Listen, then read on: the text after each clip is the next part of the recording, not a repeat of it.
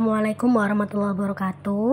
Untuk memenuhi ujian akhir semester perspektif sosial kultural dalam pendidikan, saya membuat kampanye praktik baik penerapan model problem based learning sebagai scaffolding pada ZBD peserta didik dalam memahami materi wawancara kelas 4 di SDN Julang, Kota Bogor. Saya Bin Utami, mahasiswa PPG Universitas Pak. Pada ringkasan intervensi pembelajaran, secara umum di kelas 4A mempunyai kecerdasan intelektual yang tinggi. Namun, terdapat beberapa siswa yang belum dapat menguasai materi wawancara seperti teman lain.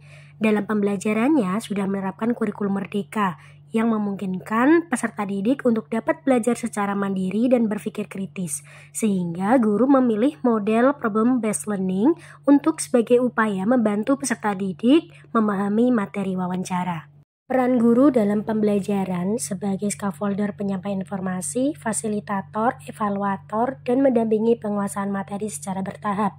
Peserta didik diberi kepercayaan untuk dapat membangun kreativitas, berpikir kritis, dan belajar secara mandiri. Bantuan atau scaffolding yang tepat membuat kebutuhan belajar peserta didik terpenuhi dan tujuan pembelajaran dapat tercapai dengan optimal, sehingga peserta didik dibebaskan juga untuk berkreasi, berpikir kritis, dan berkembang. Apakah kalian tahu apa itu scaffolding dan ZBD? Scaffolding dapat membantu menjembatani kesenjangan antar pengetahuan dan kemampuan peserta didik. Scaffolding merupakan pemberian bantuan kepada peserta didik yang menghadapi kesulitan pada fase awal pembelajaran, kemudian dikurangi ketika peserta didik tidak lagi membutuhkannya. Bantuan ini dapat berupa dorongan, nasihat, kata kunci, peringatan, petunjuk untuk membantu siswa menjadi lebih mandiri. Sedangkan ZBD, Zone of Proximal Development, adalah jarak antar kemampuan peserta didik untuk memecahkan masalah secara mandiri dan di bawah bimbingan orang yang lebih mampu.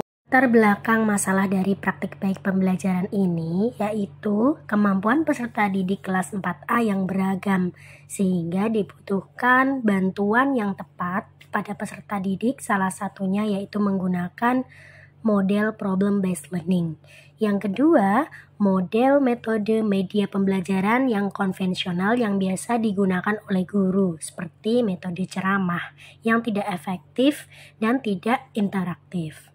Untuk meningkatkan pemahaman peserta didik dalam memahami materi wawancara, guru menerapkan model problem-based learning yang mampu membuat peserta didik aktif berkolaborasi, berpikir kritis, membuat sebuah karya, dan mampu mempresentasikannya.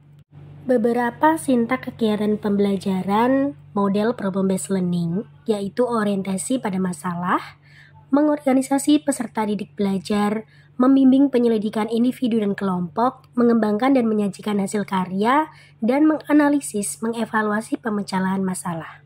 Dan orientasi peserta didik pada masalah, guru mengintegrasikan teknologi dalam pembelajaran, menggunakan media pembelajaran yang berupa tampilan PowerPoint yang di dalamnya berisi video pembelajaran.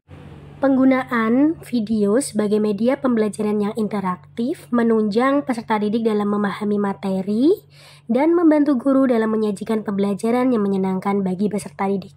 Kegiatan PBL yang berorientasi pada kegiatan pembelajaran yang berpusat pada keaktifan peserta didik, di mana guru menampilkan sebuah video pembelajaran yang memberikan stimulus kepada peserta didik untuk dapat mengidentifikasi dirinya terkait kegiatan wawancara.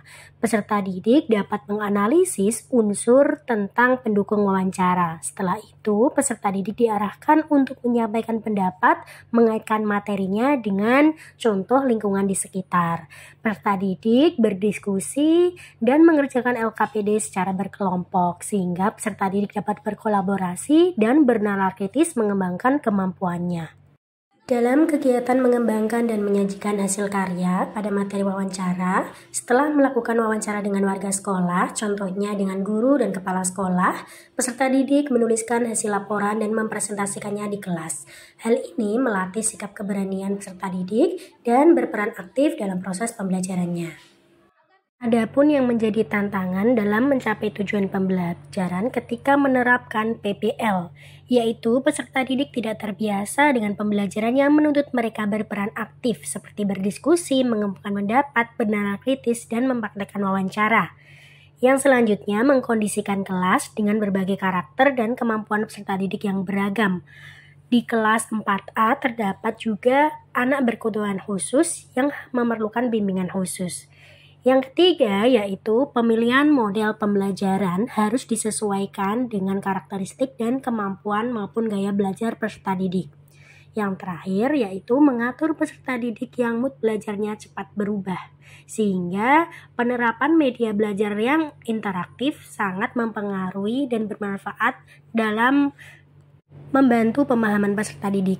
Refleksi dan hasil yang dicapai pada penerapan model performance learning untuk meningkatkan kemampuan peserta didik dalam memahami materi wawancara. Terdapat hasil yang dicapai di antaranya yaitu melalui kegiatan wawancara, peserta didik mampu mengidentifikasi informasi wawancara dan menuliskan laporan hasil wawancara dengan benar. Melalui kegiatan presentasi secara kelompok, peserta didik mampu mengkomunikasikan hasil wawancara dengan baik. Selanjutnya, penggunaan media pembelajaran yang interaktif seperti video pembelajaran dapat menunjang peserta didik dan memberikan motivasi peserta didik untuk lebih antusias dan termotivasi dalam proses pembelajaran. Pada kegiatan PBL ini, peserta didik dengan kemampuan yang lebih menjadi tutor sebaya untuk rekan-rekannya yang mempunyai kemampuan rendah. Yang terakhir, peserta didik dapat berperan aktif dalam proses pembelajaran seperti berani mengungkapkan pendapat, berdiskusi, mampu berpikir kritis, dan berani dan antusias melakukan praktek wawancara dengan warga sekolah, baik itu dengan kepala sekolah maupun dengan guru.